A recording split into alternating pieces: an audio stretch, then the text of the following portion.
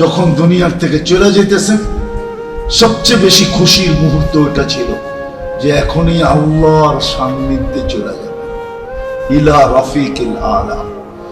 একটু পরপর নিজেও বলতেছিলেন, কিতাবে আছে, হাদিসের কিতাবে আছে, মৃত্যু লগ্নে আল্লাহ রসুল একটু পরপরই বলতেছিলেন আল্লাহুম্মা ইলা রাফিকিল আলা। ঠিক না? ভুল বলতেছি? আল্লাহুম্মা ইলা রাফিকিল আলা। আল্লাহর সান্নিধ্য তখন খুশির সবচেয়ে বড় ব্যাপার ছিল, কিন্তু ওই খুশিও খুশিতে না, ওই খুশির জন্য চোখে পানি ছিল না, কিন্তু উম্মতের ব্যথা ওই খুশির থেকে প্রবল হয়ে উম্মতের জন্য চোখের কোনায় পানি ঝরতেছে। জিবরিল জিজ্ঞাসা করতেছে, খুশির জায়গায় কান্না কেন? বলছে ফামান লিবাদি লি উম্মতি, আমার পরে উম্মতকে কে দেখা রাখবে, কে পাহারা দিয়ে রাখবে, কে বুকে জড়ায় রাখবে। আফসোস, না আমি বুঝাইতে পারলাম না, আপনারা বুঝতে পারলেন। যাওয়ার সময় উম্মতের জন্য কতটুকু ব্যথা ছিল। আল্লাহ সান্ত্বনা দিছে, চলে আসেন, লা আতরুকু উম্মাতাকা ওয়াহদা ওয়ালা ফারদা, আপনার উম্মতকে আমি একা ছাড়ব না, আমি দেখা, আমি দেখা। আজকেও কবরে কাঁদতেছে, শুধু উম্মতের জন্য কবরে কাঁদতেছে। প্রমাণ আছে, ওলামা দেখে, আল্লাহ ওয়ালারা দেখে কবরে কাঁদতেছেন। জিজ্ঞাসা করলে এই জবাবই আসে, উম্মতের জন্য।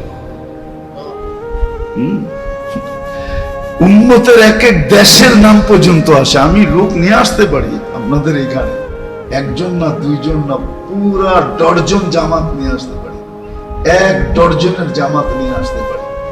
যারা স্বপ্নে দেখছে আল্লাহ রসুল কাঁদতেছেন, জিজ্ঞাসা করছেন কাঁদেন কেন? বলছে বাংলাদেশের সরল সহজ উম্মতের জন্য কাঁদে। আমার বাংলাদেশের উম্মত বড় সরল সহজ, সাদা সিধা, এদের জন্য কাঁদে। সাদা সিধা এরকম যে যেটা বলে আর পিছিয়ে দৌড়াইতে থাকে, এই জন্য এদের জন্য কাঁদতেছে। আমার কাছে প্রমাণ আছে, প্রমাণ ছাড়া বলতেছি না। আর যে স্বপ্নে আল্লাহ রসুলকে দেখছে, সে আল্লাহ রসুল কি দেখছে? তো বুখারীর রিওয়ায়াত, মান রাআনি ফাকাদ রাআনি ফাইন্না শায়তান লা ইয়াতামাসসালু বি। আল্লাহ রসুলকে দেখছে, এখনো কাঁদতেছে। আবুল সামরকান্দি রহমতুল্লাহ আলাইহি লেখছেন, কবর থেকে উঠবে, ওয়া হুয়া ইয়াবকি ওয়া ইয়াকুল, কাঁদতে কাঁদতে উঠবেন আর বলতে বলতে উঠবেন। কিতাবের নাম বলবো না, পড়া দেখেন আবুল সামরকান্দি রহমতুল্লাহ আলাইহি কিতাব, যেটি দুনিয়ায় পাওয়া যায় খুঁজা পড়া দেখেন। হুজুররা মাঝে মাঝে বলে কিতাবের নাম বলেন, এত সহজ। আমি দুনিয়া ঘুরা খুঁজা বাহির করছি, পরিশ্রম করা, কষ্ট করা, ছুটা। কি আপনি পাশে বইয়া রয়েছেন দিকে নাম দিয়ে দেন না, এত সহজ। কিন্তু আপনারা বুঝবেন না, হুজুররা বুঝবে। আমাকে মাদ্রাসায় সনদ পাওয়া অনেক সহজ। সনদ পাওয়া, এক হাদিস পড়েই সনদ লওয়া যায়, ঠিক না? লওয়া যায় না? কিন্তু আপনি যান শাফি মুজাবের, হাম্বলি মুজাবের সনদ আনতে, মালিকি মুজাবের, যা দেখেন এক হাদিস পড়লে দেয় কিনা, দিবে না। আমি নিছি বলে বলতেছি আর কি, আমি তো 12 বছর ঘুরে নিছি, 12 বছর টানা ঘুরে নিছি। মালিকির সনদ আবু বকর আল জাজাইরি থেকে, তারপরও বলছে দর্শন সনদ দিলাম, এমনি না, ডাইরেক্ট না, দর্শন। তুমি দর্শে বসছো, এই জন্য অনুমতি দিলাম। দর্শন আপনারা বুঝবেন না, কিন্তু বাকি মুজাবাদারা, এই জন্য আমি কাউকে দেই না। আমি এত সস্তা না, আমি যাদেরকে পড়াই ওদেরকেও দিই না, এত না। 12 বছর বাংলাদেশ থেকে যেতে আসতে হয়েছে, বছরে আমি 2 বার গেছি, টানা 2 বার গেছি। তো এটা কষ্টের। কিতাবের নাম দিব না, আবুল সামরকান্দি রহমতুল্লাহ আলাইহি লেখছেন, কেন অনেকে লেখালেখি করে, তো এই জন্য বললাম কিতাব পড়ার মুসান্নিফের নাম বলে দিছে। কবর থেকে কাঁদতে কাঁদতে উঠবে আর বলবে জিবরিল ময়দান তো খালি, উম্মত কই? আইনা উম্মতি, আমার উম্মত কোথায়? ময়দান তো ফাঁকা, আমার উম্মত কোথায়? ময়দান ফাঁকা, উম্মত কোন জায়গায়? তো জিবরিল সান্ত্বনা দিবে, কেউ ওঠে নাই, আপনি একমাত্র ব্যক্তি জমিন থেকে উঠলেন, উম্মত এখনো ওঠে নাই, আপনি শান্ত হন। যে কবর থেকে কাঁদতে কাঁদতে উঠবে। এই জন্য তো বলছিলাম উম্মতের গায়ে দোজখের আগুন পরে লাগবে, কিন্তু একজন তো আছে হিতাকাঙ্ক্ষী, যার দিলে আগেই লেগে গেছে, যার দিলে আগুন আগের থেকে লেগে গেছে, ব্যথা আগের থেকে লেগে গেছে। কিয়ামতের মাঠে যিনি চিৎকার দিতে থাকবেন উম্মতি উম্মতি বলে, যিনি মাকামে মাহমুদ পাবে কিন্তু বসবে না, শুধু হাত রাইখা দাঁড়ায় থাকবে, বৈশা দেখবে না যে ওই মাকামে মাহমুদের চেয়ার কিরকম, অনুরোধের পরে বসবে না। আল্লাহ জানে বন্ধু বসবে না, কিন্তু তারপর অনুরোধ করবে বসেন না। বলছে তিন জায়গায় যে ছোটে এসে বসে তো বসে কি করা, তিন চিন্তা যার মাথায় এসে বসে তো বসে কি করা। কিসের তিন চিন্তা? উম্মতকে পানীয় পান করাইতে হবে, মিজানের পাল্লায় যে আমলনামার মনিটরিংও করতে হবে। যদি সামনে না ঝুঁকলো তাহলে আপনার প্রতিশ্রুতি গুলা কাজে লাগায় পাল্লা সামনে ঝুঁকায় দিতে হবে। পুলসেরাতে যায়া যদি উম্মত পার হইতে না পারে তো দুরুদের গাঠি দিয়া পারও করে। আমি বসি তো বসি কি করে? আরেকটা চিন্তাও আছে, আরেকটা চিন্তাও আছে যে আমি বসলাম আর যদি চেয়ার আমাকে উড়ায় নিয়ে জান্নাতে পৌঁছায় দিল তাহলে উম্মত দেখবে তো দেখবে কি করে। দুনিয়া এরকম হয় মাঝে মাঝে, দুনিয়া এরকম আছে, দুনিয়ার এরকম রীতিনীতি কি আছে যে সরায়া দিয়া তারপরে কাজ করে। সরায়া দিয়া কি মনে হয় বোঝেন নাই, ইঙ্গিত ইঙ্গিত মনে হয় বোঝেন না। সরায়া দিয়া কাজ করে। আমার সরায়া দিয়ে যদি উম্মতের হিসাব শুরু করেন, এই ভয়ে আমি বসবো না। আমি তো হিসাব কিতাবের সময় সামনে থাকবো, বাকিগুলো বললে তো সইতে নাও পারে। আল্লাহ তো আল্লাহকে বলবে আল্লাহ হিসাব কিতাব কিভাবে নিবেন? তো সবারটা যেমন আপনারটাও এমন, আপনার উম্মতেরটা এমনই নিব। তো বলবে তাইলে তো আমি লজ্জিত হয়ে যাব। আপনারা বলছেন আমাকে লজ্জিত করবেন না, সব উম্মতের সামনে হিসাব কিতাব নিলে তো আমি লজ্জিত হয়ে যাব। উম্মতের ভুল ত্রুটি সব উম্মত জেনে ফেলবে। আল্লাহ হাসবে আর বলবে বন্ধু কিভাবে নিব বলেন? আমাকে নিতে দেন। আল্লাহ বলবে উম্মতের ভুল ত্রুটি তো আপনিও জানবেন, ঠিক না? যখন আপনি জানবেন যে এত বড় বড় গুনাহ আপনার উম্মত করছে, এত বড় বড় ভুল করছে, আপনি কি তখন মনে মনে লজ্জিত হবেন না? বলবো অবশ্যই তো হবো। তাইলে তো অঙ্গীকার পুরা হলো না। আমি তো বলছি আপনাকে লজ্জিত করবো না, তাহলে কেমনে হিসাব নেবেন? তা আল্লাহ বলবে বন্ধু উম্মতের হিসাব পর্দার ভিতরে নিয়ে নিব, আপনাকেও জানতে দিব না।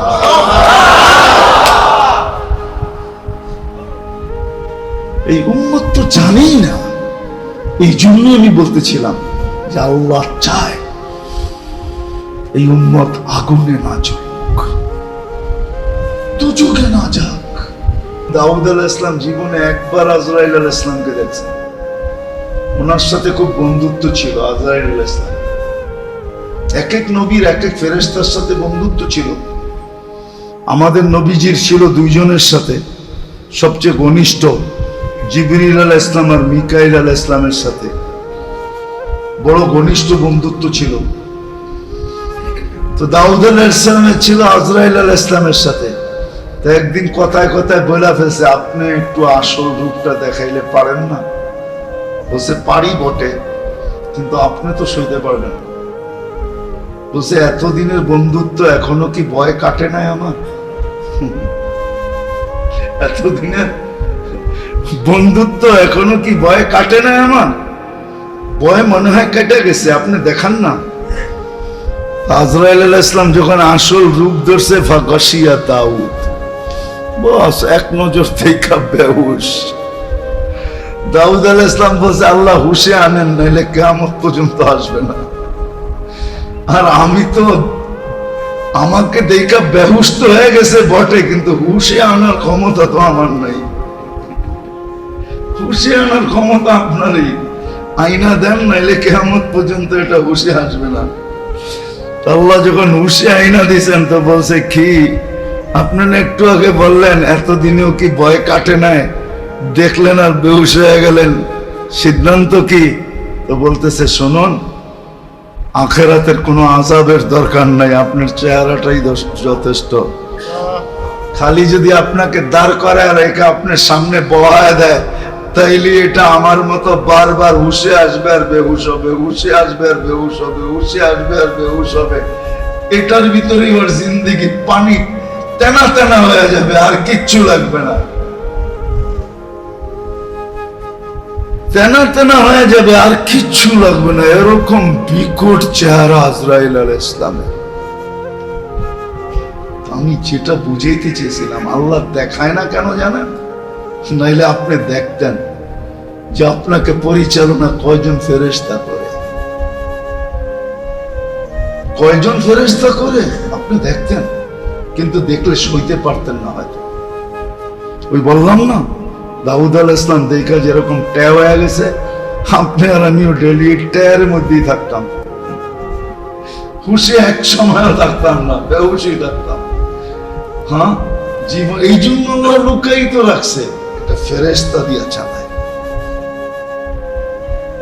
আল্লাহ চায় যে যেই মানুষটাকে কুদরতি হাতে অস্তিত্ব দিলাম, নিজে পছন্দ করা শ্রেষ্ঠত্ব দিলাম।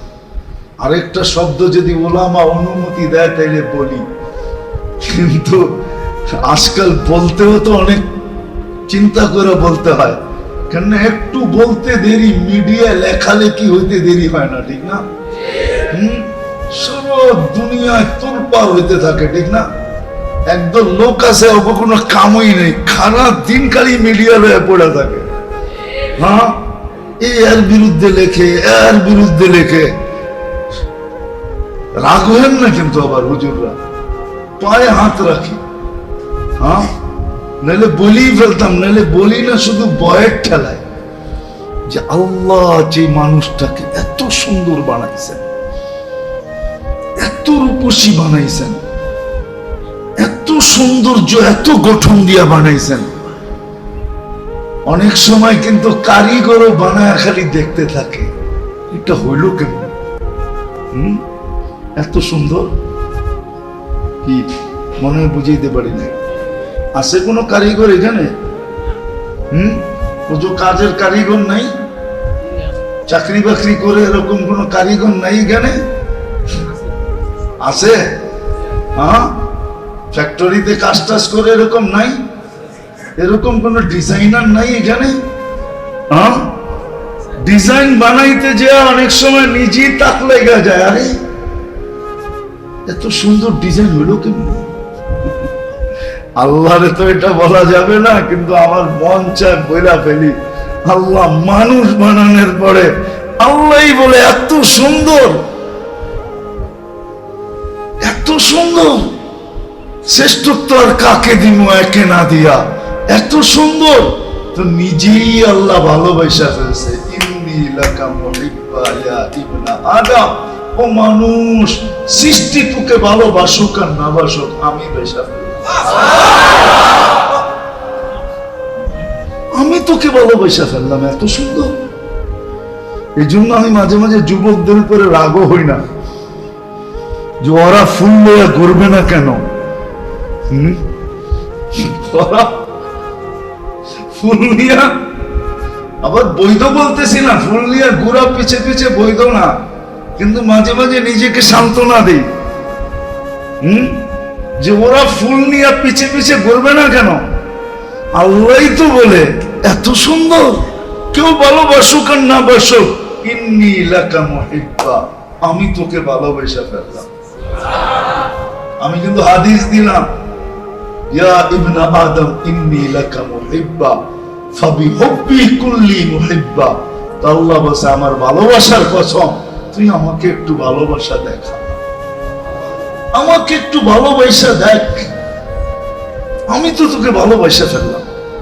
তা আমিও মাঝে মাঝে বলি, আল্লাহ যখন বানায়া সৌন্দর্য দেখা, গঠন দেখা, নিজেই বইলা ফেলছেন ইন্নী লাকা মুহিব্বা, তো ওরা ফুল লয়া ঘুরবো না তো ঘুরবে ওকে? এই জন্যই মনে ওরা ফুল লয়া ঘুরে পিছে পিছে।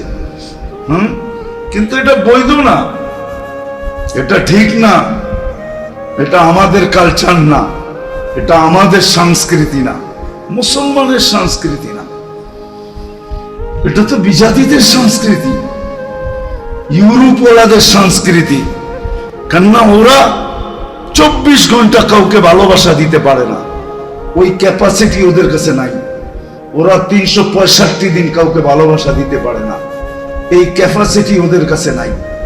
কেননা সব মোবাইলে সব প্রোগ্রাম থাকে না, ওদের এইখানের মোবাইলে এই প্রোগ্রাম নাই। ওরা 365 দিন ভালোবাসবে, এটা ওরা পারে না, এটা শুধু মুসলমান পারে। মুসলমানের এইখানে এই ক্যাপাসিটি আছে, মুসলমানের এইখানে এই ক্যাপাসিটি আছে। ওরা ভালোবাসা, এই জন্য দেখবেন দুনিয়ায় ভালোবাসার যত ইতিহাস আছে সব মুসলমানদের পাবেন। লাইলি মজনুর ইতিহাস মুসলমানের, শিরি ফরহাদের ইতিহাস মুসলমানের, যত ভালোবাসার পাবেন সব মুসলমানের পাবেন, বিজাতির কোনো ভালোবাসার পাবেন না। আমাকে বুঝাইতে হবে না, কারণ আমি তো দুনিয়া ঘুরি। আপনি আমাকে কি বুঝাবেন? 2-4টা নিয়ে আসবেন, বেশি ভালোবাসা না, ওটা আমি চিনি। 2-4টা হয়তো ইংলিশ নাম আপনারা বলবেন, যে অমুকে আর তমুকে, ঠিক না? একটা দেখাইবেন টাইটানিক, ঠিক না? দুইজনে জড়ায় ধরে মরে গেছে, ঠিক না? আমাকে বুঝাইতে হইব না, আমি এসব বুঝি। এই পড়া শেষ করে ফেলছি আমি অনেক আগে, কিতাব থেকেও পড়া শেষ করছি, দুনিয়া ঘুরেও পড়া শেষ করে ফেলছি। আল্লাহ মুসলমানের এইখানে দিছে। এই জন্যই তো যুবকরা 14 তারিখে খালি ফুল দেয় না, হোটেলে নিয়ে খাওয়ায়। শুধু খাওয়ায় না, আবার পার্সেল দেয়া দেয়। শুধু পার্সেল দেয় না, পারে না কলচাটা বাইর করে পুনা করে আবার আরেকটা প্যাকেটে ঢুকে দিয়া দিতে। তারপর তুই ক আই ডট ইউ, ওটা ওরা পারে না। ওরা তো এক হোটেলে বসে স্বামী স্ত্রীর বিল দিতে পারে না, স্ত্রী স্বামীর বিল দেওয়ার মতো ক্ষমতা ওদের নেই। চ্যালেঞ্জ, কেউ যদি এখানে ইউরোপ থেকে থাকে, উন্নত বিশ্ব যদি কেউ যায় থাকে, ও আমার কথা সত্যায়িত করবে। ওদেরই কালচার নাই, যার যার বিল শেষে দিবে। কি হুজুর, মনে হয় বিশ্বাস হয় না, ঠিক না? আরে আমি চোখে দেখছি এরকম, একটা দেখি না, 2টা দেখি না, শত শত দেখছি। ওরা যার যার বিল শেষে দেয়, ওরা আমাদের দিকে গা হাক করে থাকে। হ্যাঁ, কয় কি 12 জন ঢুকছে, একজন দেখি কার্ড দিল, আর 12 জন তো কার্ড বাইর করলো না। ঢুকছে হোটেলে 12 জন, বিল দিছে কয়জনে? হ্যাঁ, ওরা দেখা তাকাইতে থাকে, তাকাইতে থাকে। এত আমার মনে আছে একবার আমেরিকাতে, আমি বড় কথা বলতেছি না, ওরা ভিক্ষা দিলেও দেয় 5 সেন্ট, 10 সেন্ট, 20 সেন্ট, 50 সেন্ট, উঠতে $1। আমার মনে আছে কোন এক জায়গায় আমি $10 যখন দিছি, তো যে আমার থেকে নিতে ছিল ও আমার দিকে তাকায় রয়েছে, এই বিল গেটসের তে ধনী আইলো কোত্থেকে? $10। কিন্তু ওর দুরবস্থা দেখে আমার মনে চাইছিল যে আমি ওকে $100 দিই। ওর দুরবস্থা দেখে, কেন এত বড় এইখানে সেট আছে, ওইখানে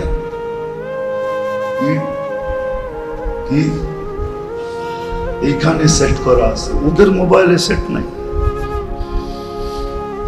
তো কি বুঝাইতেছিলাম জানি, কোন দিকে চলে গেছি, যে আল্লাহ মানুষটাকে এরকম ভালোবাসে,